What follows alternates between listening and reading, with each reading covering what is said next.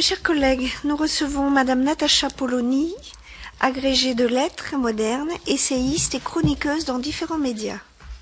Comme le bureau de la commission d'enquête l'a décidé, cette audition sera captée et diffusée en direct sur le site internet du Sénat. Elle fera également l'objet d'un compte-rendu publié dans le recueil des travaux des commissions, accessible en version papier et sur le site internet du Sénat. Agrégée de lettres modernes et diplômée de Sciences Po Paris, vous êtes chroniqueuse au Figaro depuis 2012 et à l'émission Le Grand Journal sur Canal+ depuis 2014. Vous présentez également la revue de presse quotidienne sur Europe 1 depuis 2012. Spécialiste des questions scolaires, vous êtes l'auteur de 2 ouvrages sur les échecs du système scolaire français. Le premier paru en 2007, intitulé Monsieur, Madame le Président, si vous osiez. 15 mesures pour sauver l'école. Le second, en 2011, avec ce titre assez inquiétant, École, le pire est de plus en plus sûr. Dans ce dernier ouvrage, vous imaginez une école de 2020 toujours plus inégalitaire, incapable de transmettre des savoirs et de former des citoyens capables d'esprit critique. Au travers de cette fiction, c'est bien le fonctionnement de l'école d'aujourd'hui que vous semblez remettre en cause. Dans plusieurs de vos chroniques, vous vous référez à Condorcet, qui selon vous est le premier à avoir pensé l'école de la République. À la lumière de votre réflexion sur l'école, vous pourrez sans doute nous éclairer sur les difficultés rencontrées par l'institution scolaire et les mesures qui pourraient être prises pour y répondre. Avant de vous passer la parole, le formalisme des commissions d'enquête me conduit à vous demander de prêter serment. Je suis également tenue de vous indiquer que tout faux témoignage devant notre commission serait passible des peines prévues aux articles 434-13 à 434-15 du Code pénal. En conséquence, je vous invite à prêter serment de dire toute la vérité, rien que la vérité. Levez la main droite et dites « je le jure ». Je le jure. Je vous remercie. Selon l'usage habituel, je vous propose de nous faire part de vos observations durant une dizaine de minutes, après quoi notre rapporteur Jacques Grosperrin et les membres de la commission qui le souhaitent pourront vous poser leurs questions. Madame, vous avez la parole. Mesdames et messieurs les membres de cette commission, je vous remercie d'avoir accepté d'entendre ce que j'avais à dire sur cette question qui est pour moi cruciale, non seulement parce que j'ai été journaliste spécialisée sur les questions d'éducation pendant 10 ans, mais aussi parce que j'ai enseigné moi-même 1 an dans l'éducation nationale, puis 9 ans à la fac, à l'université, le pôle universitaire Léonard de Vinci. J'ai enseigné à cette occasion à des jeunes gens qui sortaient du baccalauréat, bachelier moyen, qui me donnaient une idée de ce qu'étaient les jeunes Français d'aujourd'hui. J'ai enseigné la culture générale, c'est-à-dire l'histoire des idées, le fait religieux aussi, tout ce genre de choses dont je pensais que sans doute, ces jeunes bacheliers n'en avaient pas suffisamment entendu parler au lycée. Et en effet, quand je les voyais arriver, cela confirmait mes craintes. Mais je voudrais surtout commencer, évidemment de répondre à vos questions, par rappeler ce que vous savez tous, mais qui, moi, m'obsède. Mohamed Merah, les frères Kouachi, Amédi Koulibaly sont des gens qui ont passé 12 ou 13 ans sur les bancs de l'école républicaine. Je pense que c'est notre échec le plus abominable et que ça devrait nous empêcher de dormir, de penser que l'école n'a pas pu empêcher qu'un jeune homme saisisse une petite fille de 8 ans par les cheveux et lui tire une balle dans la tête parce qu'elle était juive. Et ça, malheureusement, nous aurions pu le voir venir. Je dis cela parce que mes premiers articles sur l'antisémitisme dans les collèges et lycées date de 2003. Il y avait eu juste avant ce livre, Les territoires perdus de la République, qui racontait tout ce que nous avons vu depuis. Ce livre a été ostracisé, ce livre a été accusé au choix d'être exagéré, de focaliser sur certains endroits où ça se passait mal alors qu'ailleurs tout allait bien. On a même expliqué qu'il y avait quelques relents xénophobes dans ce livre. Bref, tout pour ne pas entendre ce que disaient ces professeurs. Et que moi j'ai entendu quand je suis allée interroger des gens dans les écoles, dans les collèges, dans les lycées, quand j'ai enquêté, et que je me suis aperçue qu'il y avait une conjonction de deux facteurs qui formaient un cocktail dramatique. Conjonction de deux facteurs, le premier étant la progression de l'ignorance. Moi-même, j'ai vu des étudiants, jeunes bacheliers de bon milieu social, capables d'écrire dans des copies des phrases comme « Hitler était méchant et tuait tous ceux qui n'étaient pas blonds aux yeux bleus », entre parenthèses, d'où le nom de race aérienne. Ça a l'air d'un gag, hein. Ça a l'air de faire partie des perles du bac. Mais c'est dramatique. C'est dramatique parce que quelqu'un de 18, 19 ans qui est capable d'écrire ça n'a strictement aucune notion de ce que peut être la barbarie. Voilà. Et est incapable d'en comprendre les causes. Cette ignorance est entrée en collision avec le renoncement. Le renoncement, là aussi, je l'ai vu. Je l'ai vu quand j'ai vu des professeurs aller demander au rabbin du quartier si vraiment il était interdit aux jeunes juifs d'écrire le mot Dieu dans leur copie parce qu'un de leurs élèves refusait de l'écrire. Ou quand un autre allait se renseigner, là aussi, auprès de l'imam du quartier parce que son cours était contesté et qu'il ne savait pas comment s'y prendre pour convaincre ses élèves de ce qu'il disait. Voilà. Tout ce genre de choses, ça se passe quotidiennement. Alors ça se passe quotidiennement, évidemment, pas dans tous les établissements scolaires, évidemment pas de façon majoritaire. Mais il n'y a pas besoin que ce soit la majorité pour que ce soit extrêmement inquiétant. Et je ne pense pas que ce sera une charte de la laïcité qui réglera le problème, un papier affiché et beaucoup de bonne volonté.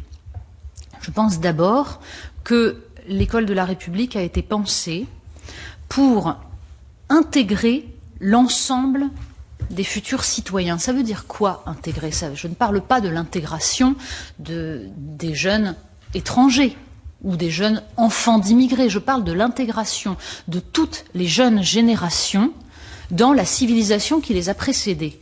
C'est cela le rôle de l'école républicaine. Et cela implique une certaine mémoire.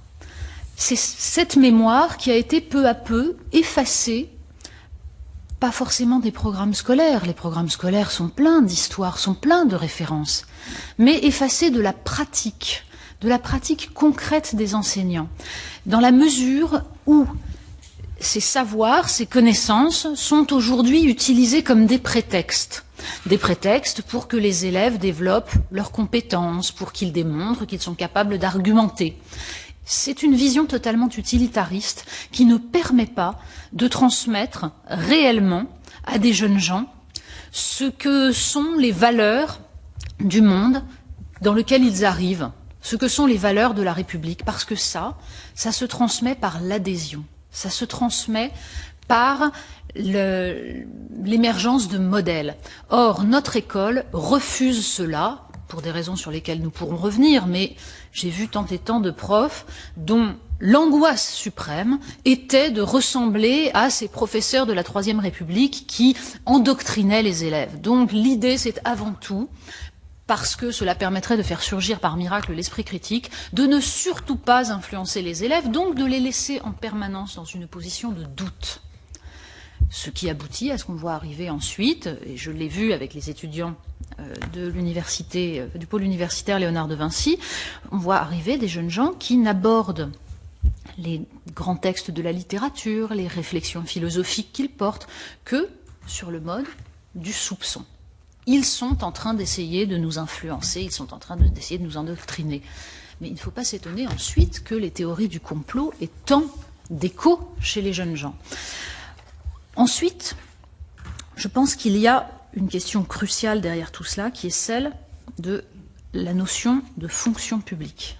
L'école, et c'est un de mes grands combats, n'est pas un service public, parce que ce n'est pas un service. C'est une institution de la République, ce qui signifie que les professeurs doivent avoir conscience qu'ils sont des fonctionnaires et qu'en tant que tels, ils ont un rôle. Cette question a été d'ailleurs mise en avant quand il a fallu, quand certains ont pensé à mettre dans les concours de recrutement de l'enseignement une épreuve qui s'intitulait « Agir en fonctionnaire de la République ». Il y a eu un tollé d'écrit. Pourquoi? Parce que tout à coup, on allait attenter à l'indépendance des enseignants, à leur liberté pédagogique.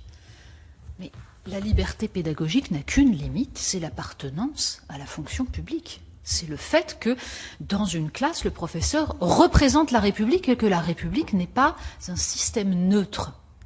C'est un système qui porte des valeurs. Et c'est cela qu'il faut marteler. Je pense que nous allons pouvoir décliner petit à petit toutes ces questions, mais elles me semblent absolument cruciales. Je pense que le nœud du problème est dans la formation des enseignants.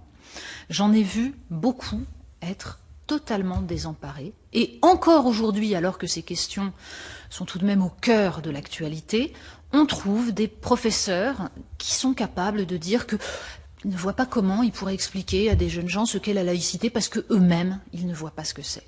Qu'un professeur de collège ou de lycée aujourd'hui puisse dire cela est extrêmement grave et donc je pense qu'il faut reprendre entièrement la formation des enseignants, à la fois pour leur donner enfin des méthodes qui permettent de transmettre des savoirs sûrs et ensuite pour leur donner conscience que cette transmission des savoirs n'est pas un endoctrinement, mais qu'elle est la façon dont on va pouvoir former des esprits émancipés, parce que le principe de l'école républicaine telle que pensée par Condorcet, ce n'est pas d'imposer aux jeunes un catéchisme quelconque, qu'ils soient citoyens ou pas, c'est de transmettre des savoirs considérés comme universels parce que ces savoirs émancipent, parce qu'ils libèrent, et que l'on considère qu'un individu émancipé qui pense par lui-même, qui ne dépend pas d'autrui pour former son jugement, pourra faire un citoyen libre et capable d'exercer son rôle.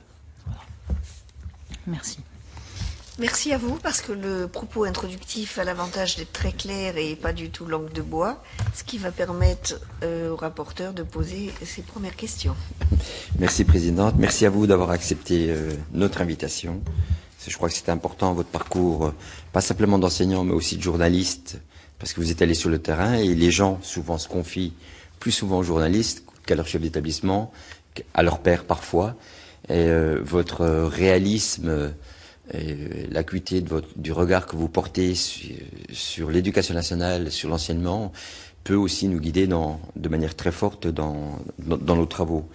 Moi, j'ai beaucoup apprécié, et vous rejoignez un philosophe, un vrai philosophe, Finkielkraut, dans ce que vous avez dit, dans les grandes œuvres, et c'est l'ignorance qui permet d'émanciper. Et je crois que les pédagogues l'ont pas tout à fait compris, et il y a certains types de pédagogues qui ont posé un vrai problème en France, dont je citerai pas le nom, mais certains savent à qui je pense, en tout cas, de manière très forte, avec des nouveaux mots. Je me rappelle la révolution copernicienne, mettre l'enfant au centre des savoirs, etc. Et vous avez raison, je crois que ce sont les savoirs qui émancipent, et c'est non pas simplement à faire chercher quelqu'un pendant des heures et des heures qui trouvera, et souvent se trouvera devant un mur d'ignorance, parce que c'est plus facile aussi pour les enseignants de travailler sous cette forme-là que de faire un cours pendant 1 heure sur une matière beaucoup plus disciplinaire. Et je crois que de faire chercher, on l'a tous compris aussi parfois, c'est une manière de faire classe et peut-être de faire un peu moins court. Vous avez raison aussi sur le fait qu'un enseignant joue un rôle dans un système, en tout cas, et c'est pour ça qu'avec les présidentes, on souhaite mettre en place un code de déontologie, comme il existe un code de déontologie en médecine, faire jurer sur l'honneur, etc. Parce que je crois qu'il y a des choses à faire par rapport à cela. Et il faut qu'il y ait un engagement fort de l'enseignant vis-à-vis de son métier. Et puis enfin, avant de poser mes questions, mais je me fais plaisir parce que je suis vraiment ravi que vous soyez là. C'est pour ça que j'ai insisté parce que vous veniez. Je crois que les écoles supérieures du professorat et les UFM sont quelque part les mêmes choses. Et si on ne change pas les gens qui sont à l'intérieur, je suis pas sûr qu'on arrivera à inculquer véritablement des savoirs et des connaissances. Alors 3 questions. Pensez-vous qu'il y a une perte d'autorité des enseignants? Je crois que c'est important. Comment vous l'expliquez et comment vous pouvez y remédier? En tout cas, comment on pourrait y remédier? C'est la première question. La deuxième, c'est dans votre livre École, le pire est de plus en plus sûr. Vous regrettez que l'école ne se concentre pas davantage sur l'apprentissage des savoirs fondamentaux. Alors, vous avez expliqué tout à l'heure, vous avez bien montré les choses, mais comment pouvons-nous y parvenir de manière plus forte ou plus fine peut-être? Je crois vous avez évoqué des pistes, mais je pense que vous avez peut-être aussi d'autres propos à nous dire. Et enfin, plus généralement, quelles mesures pourraient être mises en œuvre pour lutter contre le pire, à qui en croire le titre de votre livre paru en 2011 est de plus en plus sûr. Après, mes collègues, bien sûr, sous la présidence de ma collègue, donc vous interpelleront. Merci. Merci. Madame, de vos réponses. Alors, votre première question sur la perte d'autorité des enseignants, c'est une vieille lune qu'on voit ressurgir régulièrement, mais c'est une question cruciale, mais qui fait l'objet en général de pétitions de principe, de considérations abstraites. Il faut rétablir l'autorité des enseignants. Je crois qu'il faut bien s'entendre sur un point. L'autorité arbitraire telle qu'elle a existé dans des sociétés qui étaient des sociétés d'ordre ne peut plus exister aujourd'hui, étant donné ce que sont les individus, et en particulier des jeunes gens de 13, 14, 15 ans. Il est hors de question de manier le châtiment corporel pour assurer une autorité. Ça ne marchera certainement pas. Et en plus, ce n'est pas tout à fait à cela que nous pouvons vouloir faire ressembler l'école. Non, l'autorité, elle découle naturellement de la clarté de la mission de l'enseignant. À partir du moment où il est clair qu'un enseignant est dans une classe pour transmettre un savoir, parce que lui sait, et que l'élève ne sait pas, et qu'il est absolument fondamental pour lui qu'il apprenne, parce que c'est sa liberté qui est en jeu, alors l'autorité peut commencer à s'asseoir. Mais cela nécessite que le professeur lui-même ait conscience de cela. Or, je suis moi-même passée par un institut universitaire de formation des maîtres, puisque je suis agrégée, et j'y ai entendu des formateurs qui m'expliquaient, qui prononçaient textuellement des phrases du genre « Vous avez beaucoup plus à apprendre de vos élèves que vos élèves de vous ». Ce qu'on peut comprendre de manière totalement abstraite, dans la mesure où, en effet, bien sûr, enseigner à des jeunes gens, enseigner à des élèves nous transforme. Et c'est une expérience formidable. D'accord, ça, on peut en discuter et ça fait très très plaisir quand il s'agit de réfléchir à la beauté de l'enseignement. Quand cette phrase est prononcée par un formateur face à des jeunes professeurs qui attendent de savoir ce qu'ils doivent faire, cette phrase-là, elle est dramatique. Voilà. Et c'est une parmi tant d'autres. Je pense au contraire qu'il faut réinstituer le professeur dans toute sa dignité en lui rappelant pourquoi il est là. Et cela nécessite en effet de se recentrer sur la mission de l'enseignant qui est la transmission de ses savoirs fondamentaux.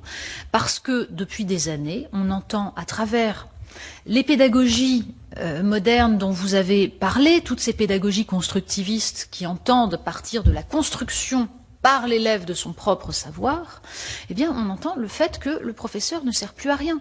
J'ai des souvenirs par exemple, du président de la PEP dans les années 2000, m'expliquant que l'introduction des ordinateurs à l'école était une invention formidable parce qu'enfin, on allait se débarrasser du professeur. Le professeur n'était plus en face de l'élève pour lui imposer son savoir.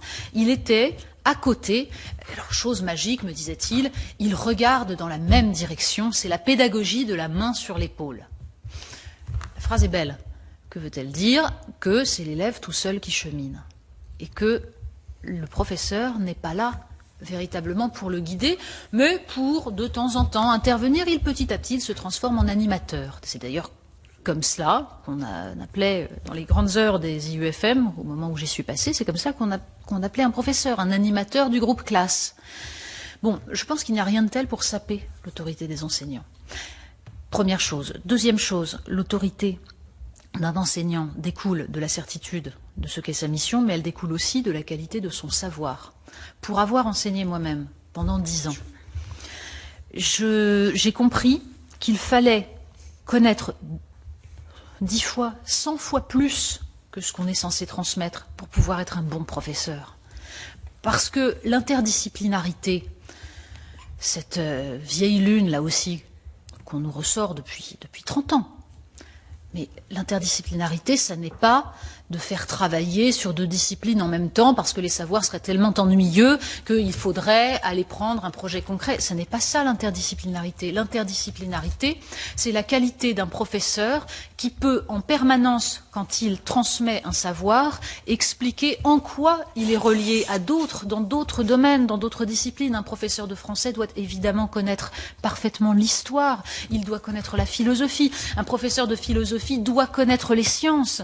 Et un professeur de sciences doit s'être intéressé à l'histoire des idées, à la philosophie des sciences. C'est ça la véritable interdisciplinarité. Et c'est parce qu'il y a cette qualité du savoir que le professeur ne sera pas remis en question. J'ai le souvenir d'avoir, à l'époque du film, de la Palme d'Or, du film Entre les murs, bondi, enfin d'ailleurs j'avais déjà bondi en lisant le livre lui-même. Pourquoi? Parce que à un moment donné, il y avait cette scène qui est devenue célèbre donc dans le film, où l'on voit le professeur face à des élèves qui demandent mais enfin, à quoi ça sert le subjonctif? Pourquoi ça s'écrit comme ça, etc. Et le professeur répond, c'est arbitraire. Eh bien ça, c'est totalement faux, et c'est le prototype du mauvais professeur. Voilà. Si le professeur ne connaît pas parfaitement les choses, s'il n'est pas capable pour un professeur de français, de faire référence en permanence à la phonétique historique pour expliquer une règle d'orthographe, eh bien, il ne pourra pas transmettre. Et un professeur qui ne peut pas transmettre ne se sent pas assuré quand son savoir est contesté. Or, l'enjeu est fondamental. Pourquoi? Parce que quand j'ai enseigné à l'université Léonard de Vinci, la première chose que je faisais en début d'année, c'était de soumettre mes élèves à un petit questionnaire. Et notamment, entre autres, alors évidemment, je leur posais quelques questions de culture générale, donc nous sommes d'accord qu'ils étaient tous bacheliers ES ou STG. Et donc, question de culture générale sur qui est Robespierre, qui était Charles VII, etc. Bon, Robespierre, sur un amphithéâtre de 180 élèves, devenait chef de l'Inquisition pour la dizaine d'élèves qui osaient répondre. Vous voyez ? Non, mais là aussi, on peut en rire, mais c'est effrayant, c'est absolument effrayant. Mais je posais aussi des questions, je demandais de définir quelques notions. La notion de savoir, la notion d'opinion, la notion d'information, la notion de sentiment, la notion de vérité. Ils en étaient incapables. Distinguer savoir et opinion était impossible. Ça signifie que, pour des jeunes collégiens, lycéens, ce que leur dit le professeur est une opinion parmi d'autres. Ça n'est pas un savoir. C'est une opinion qui vaut la leur. Il faut relier ça avec un fait essentiel. Dans la loi d'orientation de 1989, l'article 10 met en valeur la liberté d'expression des élèves à l'école. C'est sur cet article 10 que s'est appuyé le Conseil d'État lors des premières affaires de voile pour expliquer que le voile n'était pas incompatible avec la laïcité. Il n'y a pas de hasard. À partir du moment où on considère que l'école est un lieu d'expression de la liberté des élèves, de jouissance de la liberté, et non pas un lieu d'apprentissage de la liberté à travers le savoir, alors on fragilise tout l'édifice. Et on fragilise le professeur qui, en effet, ne pourra plus imposer un savoir parce que c'est un savoir vérifié. Et évidemment, l'aboutissement ultime de cela, je l'ai lu dans un article la semaine dernière qui parlait justement des écoles supérieures du professorat et qui citait un jeune stagiaire expliquant qu'il ne se voyait pas imposer aux élèves un savoir si eux croyaient que c'était Dieu qui avait créé le monde. Voilà. Et il trouvait que, après tout, ce n'était pas son rôle de revenir là-dessus. Je pense que si on a des jeunes professeurs stagiaires qui en sont là, on a en effet du souci à se faire. Voilà. L'autorité des professeurs, c'est le savoir et la certitude de leur mission, de l'importance de leur mission. Ensuite, deuxième question, comment se concentrer sur les savoirs fondamentaux? D'abord en leur laissant de la place, première chose. Un élève en fin de troisième aujourd'hui a perdu l'équivalent de plus d'un an de cours de français par rapport à un élève d'il y a 30 ans. Bon. Si on se prive de temps, on ne peut pas enseigner. Or, les problèmes qu'on rencontre aujourd'hui au collège et au lycée, que ce soit des problèmes d'échec scolaire ou que ce soit des problèmes de rejet des valeurs de la République, et c'est lié, naissent aussi du fait qu'on voit arriver en 6e des enfants qui sont dans de grandes difficultés. Alors, on peut pinailler sur les chiffres, hein, mais moi, quand j'ai enseigné à Épinay-sur-Seine, sur une classe de seconde générale, j'avais la moitié de mes élèves que j'aurais classés comme illettrés, c'est-à-dire n'étant pas capables de déchiffrer du premier coup un texte en français courant. Il fallait qu'ils s'y reprennent à plusieurs fois, ils ne comprenaient pas certaines phrases pourtant simples, et la plupart n'avaient jamais redoublé, étaient arrivés jusque-là sans aucun problème. Donc ce point-là est essentiel, et il prend sa source à l'école primaire, évidemment.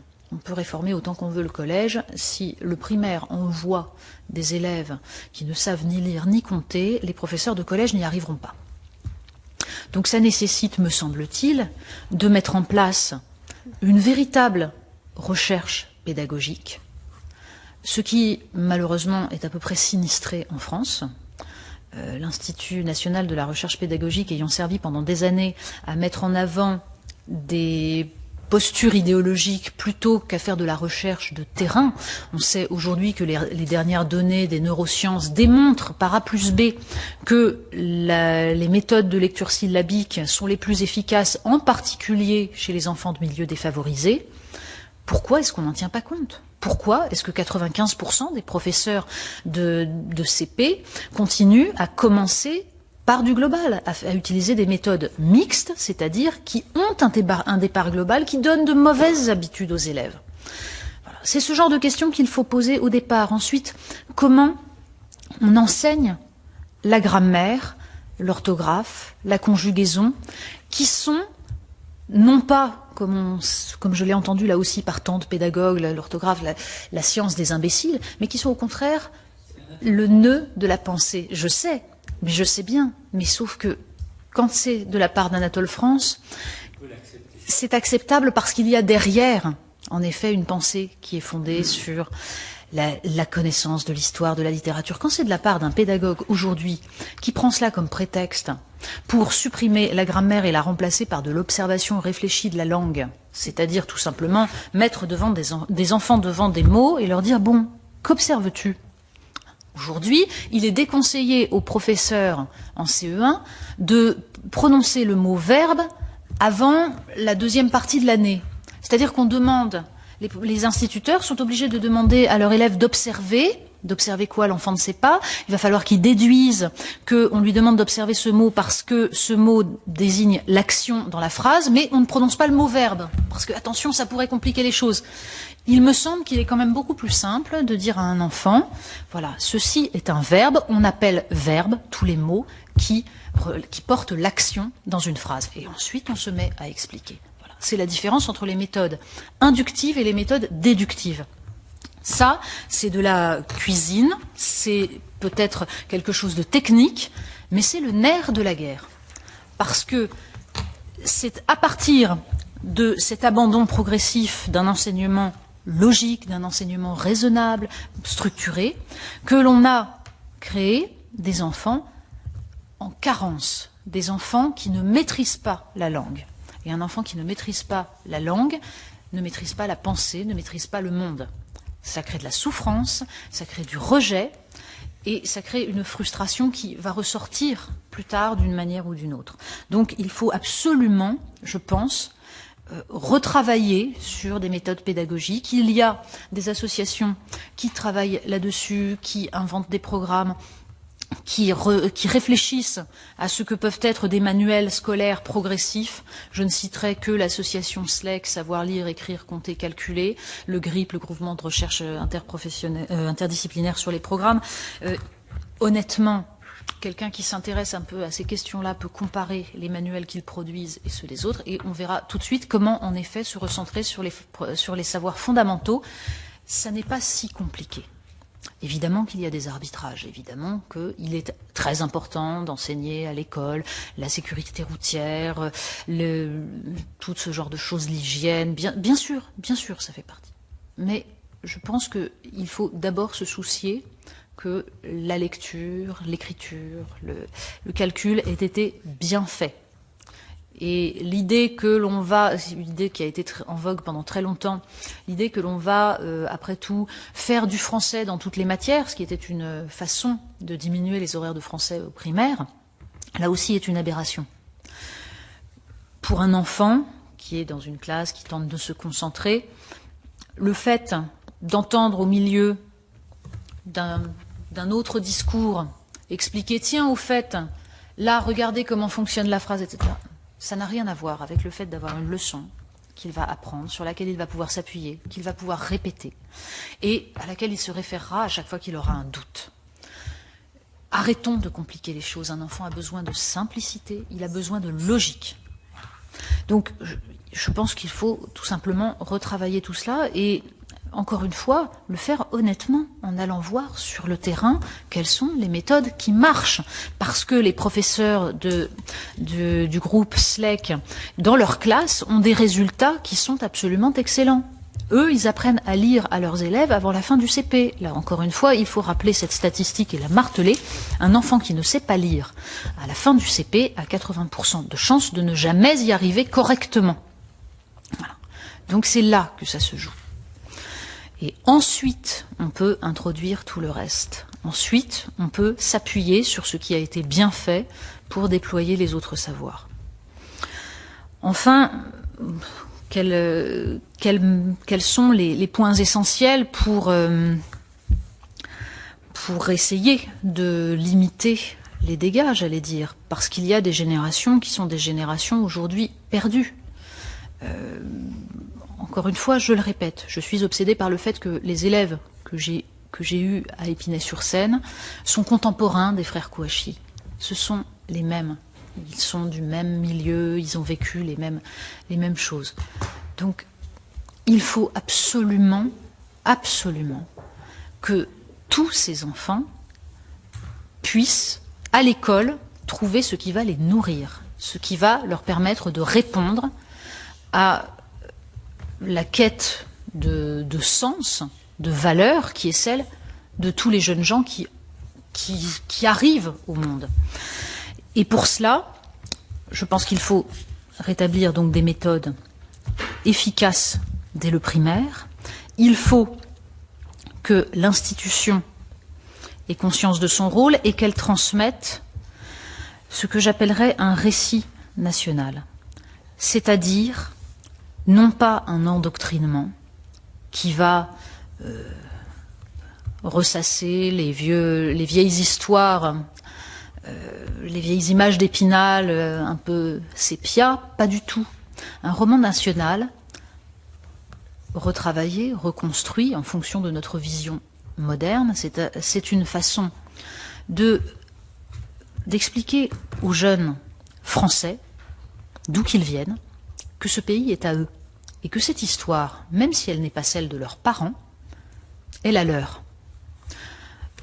J'ai toujours été frappée par les débats que j'avais avec différents pédagogues, experts de l'école, qui me disaient « Mais enfin, rendez-vous compte, nos ancêtres les Gaulois, c'était une honte, on apprenait ça aux petits Sénégalais. » Oui, bien sûr. Un petit enfant de Dakar n'avait pas d'ancêtre blond aux yeux bleus. C'est vrai. Et dans la mesure où la colonisation est sans doute, on va dire, la négation des valeurs de la République et de l'idéal républicain, alors oui, c'était une aberration. En revanche, si cet enfant vient du Sénégal et vit en France et veut devenir français, si sa vie est en France, alors il ne s'agit pas de lui dire « nos ancêtres les Gaulois », ça non, mais il s'agit de lui dire « ton histoire, c'est celle de la France parce que ton avenir est là ». Donc à lui, il faut lui transmettre l'histoire de France et il faut lui transmettre tous les monuments français que sont Racine, Voltaire, Victor Hugo, parce que c'est son héritage et parce que c'est sans doute sa seule richesse. Voilà. Si on s'imagine qu'on va aider à la cohésion républicaine en parlant à des jeunes gens de ce qu'on croit être leur histoire, de ce qu'on croit être leur mémoire, en leur parlant de ce qu'on croit être leur peuple, alors on se trompe et surtout on fait preuve d'un profond mépris, parce que leur peuple, c'est la France. Et je vous citerai encore un de mes étudiants à l'université Léonard de Vinci qui m'a profondément inquiétée. Un étudiant à qui j'avais été obligée de mettre une note absolument déplorable sur un devoir d'histoire, parce que visiblement il avait des lacunes, mais comme je n'imaginais pas qu'on puisse en avoir quand on est bachelier, et qui m'a répondu, premièrement, jamais je n'ai eu de mauvaise note, donc je ne vois pas pourquoi aujourd'hui vous m'en mettez, vous notez différemment de tous les professeurs que j'ai eus jusqu'à présent. Donc personne n'avait osé, n'avait estimé qu'il avait des carences, ce que je trouvais étonnant. Et deuxièmement, je n'ai pas besoin de connaître tout ça, je connais l'histoire de mon peuple, c'est-à-dire l'esclavage. C'était un jeune antillais. Voilà. Si un jeune français est capable de tenir ce genre de discours, ça veut dire que la communauté nationale est totalement fracturée. Et ce n'est pas en insistant systématiquement sur ce qui fait le supposé peuple de ce garçon qu'on va l'aider à se sentir français. C'est au contraire en lui rappelant que la France, bien sûr, c'est l'esclavage, mais c'est aussi tout le reste qui lui appartient aussi, parce qu'il est de ce peuple. Voilà. C'est quelque chose qui peut paraître très déclamatoire, mais ça se décline de façon très concrète dans les classes si les professeurs sont convaincus de cela. Parce que chaque mot que prononce un professeur a son importance dans ces cas-là. La façon de présenter une connaissance, de présenter un livre, de parler d'un texte, change du tout au tout selon que l'on est convaincu de ce que je viens de dire ou non. Donc, c'est dans la formation des professeurs, là encore, qu'on va pouvoir remettre en place, disons, ce qui seraient les piliers de l'institution. Voilà. Merci beaucoup. Donc, Monsieur Quesnel, une question. Vous allez en prendre plusieurs. D'abord, merci à notre rapporteur d'avoir insisté pour que vous veniez aujourd'hui et à cette heure-ci. Vous dire que, à vous entendre, j'adhère à 600% à tout ce que vous avez dit. Et je me demande d'ailleurs pourquoi vous ne seriez pas ministre de l'Éducation nationale. Ce serait une belle fonction qui vous irait très bien. Je pense que mais j'ai quand même l'une ou l'autre question à vous poser pour préciser, j'allais dire, ce que vous avez dit. La première, c'est que peut-on reprocher aux jeunes enseignants aujourd'hui quelque chose alors qu'ils ne s'engagent à rien? Vous dites qu'ils sont effectivement des représentants de l'État, de la République, et qu'en même temps, c'est l'Éducation nationale qui les rémunère, c'est l'État qui les rémunère. Le problème, c'est qu'ils ne s'engagent à rien. Ils ne s'engagent à rien. Et donc, l'idée, est-ce que vous la trouvez farfelue de dire, on leur fait, à l'identique du serment d'Hippocrate, de dire, on leur fait souscrire un serment de Socrate, par exemple. C'est une idée. La deuxième question que j'ai, c'est vous avez évoqué les méthodes pédagogiques, et j'y suis très sensible. Méthode inductive, déductive. Il est vrai que la plupart du temps, nous enseignants, nous professons tous dans la méthode déductive. Or, pour un certain nombre d'élèves, leur cerveau n'est pas en capacité de répondre à cela. Et moi, je pense que mixer les deux méthodes peut être un critère de réussite pour l'ensemble de nos enfants, mais je ne sais pas ce que vous en pensez très clairement. En tous les cas, la méthode inductive, la plupart du temps, elle est pratiquée d'ailleurs au niveau de l'apprentissage. Et malheureusement, je dirais que là. Malheureusement que là. Voilà les deux questions. J'en aurai d'autres, mais bon, voilà, les deux questions. Je vais aussi laisser mes collègues vous poser d'autres questions. Et j'espère qu'on aura l'occasion d'échanger plus largement encore. Monsieur Longuet, vos questions? Oui, alors, je vais naturellement m'associer aux remerciements pour votre intervention, votre présence d'abord, votre intervention ensuite. Cela recoupe très largement ce que nous observons nous-mêmes sur le terrain, et cela a partagé des convictions qui nous sont communes. Je voudrais vous poser une question plus technique sur la lecture. Vous avez enseigné les lettres modernes.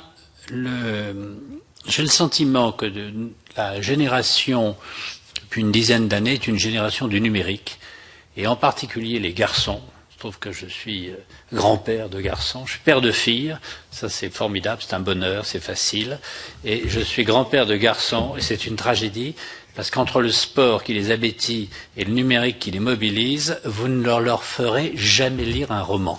Alors, est-ce qu'il y a des observations sur cette invasion du numérique et des façons de les contrebattre? On prend d'autres questions ou je réponds? Allez-y, c'est bon. Alors, je réponds dans l'ordre. D'abord, peut-on reprocher quelque chose aux enseignants? La réponse est non, bien sûr. Surtout parce que les jeunes enseignants sont sans doute le produit de cette école.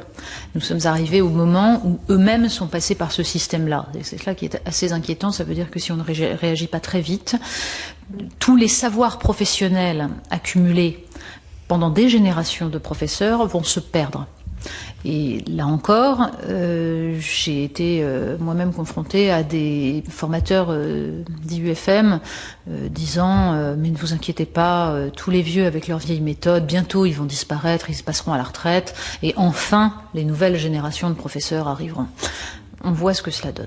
Mais donc évidemment, il n'est pas question d'accuser ni les professeurs, ni l'école dans son ensemble, mais d'essayer de poser un diagnostic, de comprendre justement en quoi la plupart des enseignants souffrent de cette situation, parce qu'il n'y a rien de pire que de ne pas se sentir assuré dans ce que l'on doit faire, de se sentir en permanence remis en question par des jeunes que l'on est venu au départ pour aider, parce qu'il y a cette part de vocation chez tout professeur, même si elle est plus ou moins ancrée.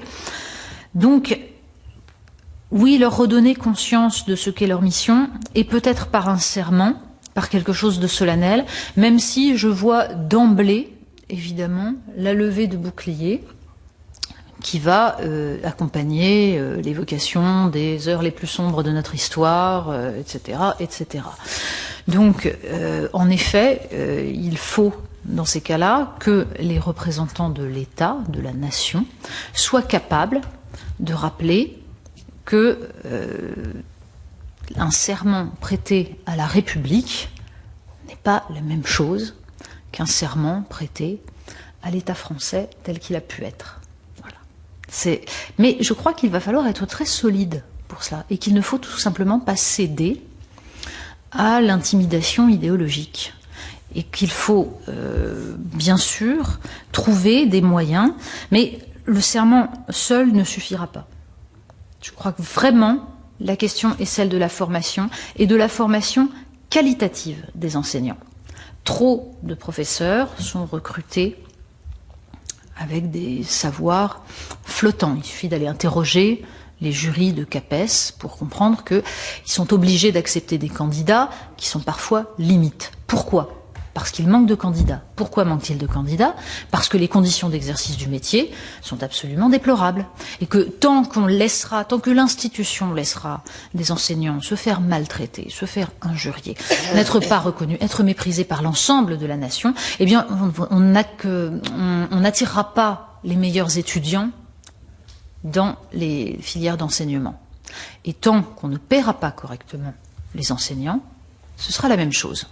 Parce que les systèmes scolaires qui fonctionnent le mieux sont essentiellement ceux où le professeur reste quelqu'un qui est entouré de prestige, quelqu'un qui est reconnu et quelqu'un qui est bien rémunéré. Que ce soit dans un système comme le système finlandais, sans redoublement, très ouvert, ou que ce soit dans un système ultra-coercitif comme la Corée du Sud. Ce qui prouve bien d'ailleurs que la question n'est pas tout à fait celle de savoir s'il faut interdire le redoublement. Voilà. Ensuite, vous dites, ne faut-il pas mixer les deux méthodes? Mais bien sûr. Mais moi, je ne connais pas de professeur qui fasse du cours magistral en collège ou en lycée. Ça n'existe pas. Et j'entends encore la ministre de l'Éducation nationale prendre comme argument le fait qu'on ne peut plus faire du cours magistral, mais on n'en fait pas. Ça n'existe pas. Il suffit d'aller dans une classe pour voir qu'évidemment, aucun professeur n'arrive avec sa liasse de feuilles de papier et ne lit, ne débite comme ça. Alors, bien sûr, la capacité à mixer les méthodes, elle naît de l'expérience. Il faut inventer, il faut chercher. il faut trouver diverses manières de faire passer les savoirs. Et bien sûr que l'inventivité, la créativité pédagogique, si elle s'appuie sur l'idée qu'on est en permanence là pour transmettre des savoirs et pas seulement pour évaluer des compétences, la capacité à parler à l'oral ou à travailler en équipe, alors toute méthode intelligente est bonne, bien sûr. Mais cette intelligence pratique du métier, elle naît avec l'expérience et c'est pour cela que je crois qu'il faudrait développer plus, beaucoup plus que ça n'est fait, le caractère artisanal du métier d'enseignant, c'est-à-dire le compagnonnage. C'est-à-dire le fait qu'on apprend son métier en allant regarder ce qui se passe dans les autres classes. J'ai été très frappée, quand moi-même j'étais jeune professeur, de voir que je suis arrivée, j'avais une tutrice, comme tous les jeunes professeurs. Je suis allée quelques fois dans sa classe, mais finalement très très peu, et je n'avais pas accès aux autres classes. Ma tutrice n'avait pas été inspectée depuis 10 ans. Donc personne n'avait vérifié, elle était formidable, mais personne n'était allé vérifier véritablement ce qu'elle faisait, et il était impossible de voir différentes méthodes. Il me semble évident qu'il faut développer l'ouverture des classes. Évidemment, pour les professeurs, c'est extrêmement violent. Quand on enseigne dans sa classe, on n'a qu'une peur, c'est de voir les autres, regarder et juger ce que vous êtes en train de faire, bien sûr. Mais justement, il faut faire disparaître cette peur. Parce que c'est en croisant les expériences qu'on arrive à améliorer. Un professeur, il tâtonne, bien sûr. Et j'entendais tout à l'heure le précédent intervenant qui disait que l'un des drames est de mettre les plus jeunes professeurs dans les classes les plus difficiles. Oui, bien sûr que c'est un drame. Alors certes, les jeunes professeurs sont souvent plus motivés que des professeurs qui ont un certain âge et qui fatiguent un peu. C'est vrai, ils sont parfois plus inventifs. Mais il faut absolument revoir la question du mouvement pour arrêter d'envoyer au massacre des tas et des tas de jeunes professeurs. À Épinay-sur-Seine, où j'ai enseigné, tous les jeunes professeurs de lettres, d'histoire, de philosophie que j'ai pu croiser étaient en souffrance, totalement. Plus particulièrement d'ailleurs les matières littéraires, sans doute parce que ça draine des gens qui arrivent avec beaucoup de rêves, avec l'idée qu'ils vont justement transmettre, qu'ils sont des hussards noirs. Et la violence de la réalité à laquelle ils sont confrontés les fragilise énormément. Mais ça signifie qu'il faut arrêter cela. Donc il faut absolument, à un moment donné, mettre sur la table le problème. Ça nécessite sans doute de se fâcher avec quelques syndicats, mais c'est une urgence. Ensuite, passons à la question de la lecture et du numérique. C'est un problème absolument dramatique et complexe. Je pense que les écrans qui envahissent notre société sont à la fois une chance formidable et en même temps, pour les enfants, une arme de destruction massive. Et je me suis toujours dit notamment que si j'avais les clés du pouvoir, j'interdirais immédiatement les chaînes de télévision pour enfants le matin. Parce qu'un enfant qui va à l'école en ayant regardé des dessins animés ou ce genre de choses est incapable de se concentrer. Il suffit de demander à n'importe quel instituteur. Ils ont la tête ailleurs, ils sont déjà partis. On les a perdus. Donc oui, il faut se pencher sur cette question-là. Je pense que les écrans sont une chance pour ceux qui ont été bien formés avant. D'abord, sur la question de la lecture. Nous formons beaucoup de mauvais lecteurs. Ça ne se voit pas. Parce que, en apparence, ils déchiffrent. Mais si la formation a été mal faite, si par exemple de mauvais mécanismes se sont mis en place, qui font qu'un enfant va avoir tendance à regarder uniquement la forme globale du mot, le début du mot et à inventer la suite, et du coup il se trompe de mot, il est obligé de revenir en arrière, ou il bute du coup sur le sens, alors la lecture devient difficile. Et petit à petit, au fur et à mesure des années, il va cesser de lire. Mais ça se fera tout doucement. Donc on aura cru apprendre à lire. En fait, on n'aura pas appris à lire à cet enfant. Et c'est d'ailleurs pour ça que quand on regarde les taux d'illettrisme dans une société, bien sûr, les jeunes d'aujourd'hui sont en proportion moins illettrés que les adultes qui ont aujourd'hui 65, 70 ans. Mais l'illettrisme augmente avec l'âge.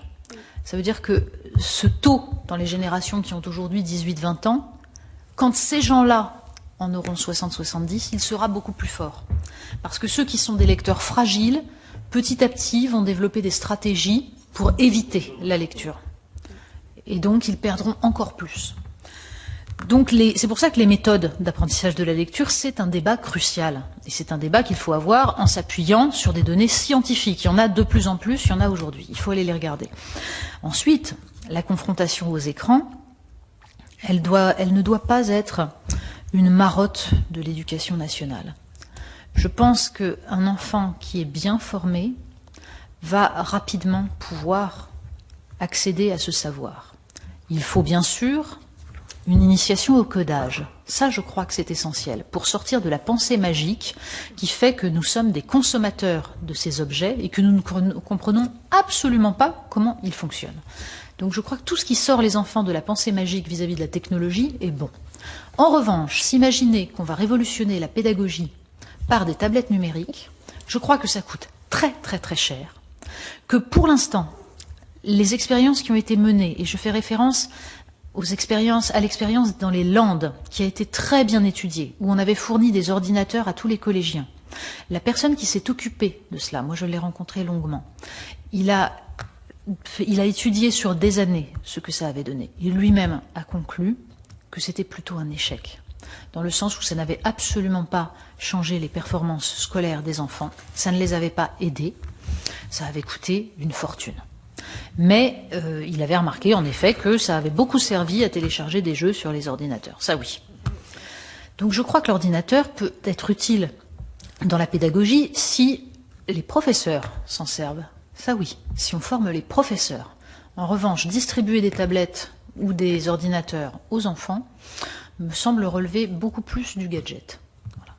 Mais un bon apprentissage au départ, un apprentissage de la lecture, puis ensuite un apprentissage de la rigueur, un apprentissage de cette capacité à discerner les sources, de cette capacité à tout simplement aussi au travail et à l'effort, ça permet d'utiliser correctement les outils numériques. Je ne citerai qu'un exemple.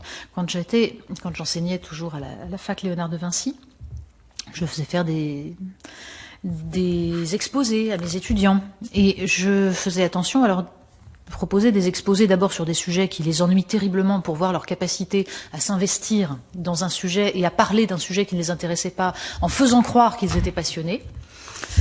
Et pour les obliger justement à éviter le copier-coller. Donc je problématisais les questions. Et je me souviens d'un étudiant à qui j'avais posé comme sujet pourquoi et comment Alexandre le Grand est-il devenu un mythe. Donc j'attendais une réflexion sur ce que fut la première mondialisation, ce que c'est qu'un mythe, etc. Le jeune homme est arrivé, très gentil, très sympathique, avec des feuilles dactylographiées. J'interdisais les feuilles dactylographiées pour éviter le copier-coller. Évidemment, il n'avait pas respecté, donc il avait ces feuilles dactylographiées qu'il découvrait avec nous, puisqu'il s'était contenté d'imprimer, visiblement. Donc il peinait sur chaque mot. Et je me suis rapidement aperçu que c'était la fiche Wikipédia d'Alexandre le Grand. Voilà. Et à un moment donné, il me dit, et maintenant je vais vous lire le texte. Quel texte ? Le texte. Et vous le sortez d'où, votre texte ? D'Internet, et qui l'a écrit, je sais pas. Voilà. C'était un extrait de la vie d'Alexandre par Plutarque, mais évidemment, quand on ne s'est pas intéressé à la question, on ne peut pas le savoir. Donc, ça, c'est l'exemple type du naufrage de ce que peut être le numérique à l'école. Dieu merci, ce n'est pas seulement ça, mais si on laisse les élèves seuls avec les outils numériques, ça donne ça. Ça donne ça parce que c'est la facilité, tout simplement. Donc, il faut d'abord leur donner le goût du savoir, le goût de la recherche, d'abord leur donner les outils qui leur permettront ensuite d'aller chercher dans cette forêt. Donc, encore une fois, ça n'est pas de dépenser des dizaines de milliers d'euros pour équiper en tablette ou quoi que ce soit, c'est d'abord de former les professeurs à des logiciels qui maintenant existent, qui peuvent leur être très utiles, c'est de les former à développer chez leurs élèves la capacité à retranscrire, à transformer, à réécrire une phrase, ce qui leur évitera de recopier sans même avoir lu, etc. De les aider à la recherche de sources, de les aider tout simplement à développer un minimum d'esprit critique. Voilà. Allez, une toute petite question. Toute petite, c'est même pas une question, c'est pour dire que le seul aspect positif que j'avais trouvé dans les stages, en effet, que nous avons fait l'une et l'autre à des époques différentes, ça avait été pour des enfants qui étaient en proie à des difficultés énormes de lecture et qui n'osaient pas en parler, pas du tout, parce que la peur des autres, étant donné que je suis de la génération dessus, vous voyez que c'est important, il y avait un logiciel qui l'élève était tout seul, il devait répondre à des questions sur le texte, et ça, les enfants faisaient des progrès en lecture assez considérables, et ça, on a abandonné tout ça, et je le regrette. Voilà. Je pense en effet que certains de ces outils peuvent être utiles, mais chez un enfant qui n'est pas sûr de lui, comme ça, c'est aussi évidemment, sans doute parce qu'il n'a pas rencontré malheureusement le professeur qui lui a donné cette capacité à se sentir bien. Alors là encore, on en revient à la question de la formation des enseignants. Évidemment qu'il ne s'agit pas, et je suis la première à le dire, d'horloter les élèves en permanence et de les victimiser, de considérer que ces pauvres chérubins sont des martyrs et que l'école les maltraite. Non, au contraire, je crois que notre rôle d'adulte, le respect que nous leur devons, c'est de leur enseigner l'effort, donc d'être exigeant vis-à-vis d'eux. Mais cette exigence doit être une exigence bienveillante, nous sommes bien d'accord. Et là, le rôle que joue votre logiciel, c'est celui, évidemment, que devrait avoir un professeur qui va inciter l'élève à tenter, tout simplement, à ne pas avoir peur de se tromper. Bien sûr, mais encore une fois, je ne suis pas contre les outils numériques, et il y en a qui sont formidables, et je crois qu'il faut aider les professeurs à se former. La formation continue des enseignants est absolument inexistante, c'est quand même une aberration. Mais il ne faut pas croire que ça va révolutionner. Un professeur mal formé, pas préparé et qui n'a pas la notion de sa mission, ce n'est pas l'outil numérique qui va changer quoi que ce soit. Et ça risque de se transformer en gadget. Voilà. Merci beaucoup, merci de cette audition. Il aurait vraiment été dommage que vous ne veniez pas, hein, je crois que... Je vous prie de m'excuser du temps que j'ai mis à vous répondre et qui est dû au fait que, évidemment, les outils numériques étant ce qu'ils sont, mes boîtes mail sont totalement encombrées et que, ayant beaucoup de travail, je mets du temps à classer mes mails. Voilà, et je vous prie de m'excuser pour cela. Parce que vraiment, ça aurait été dommage. Merci beaucoup. Merci.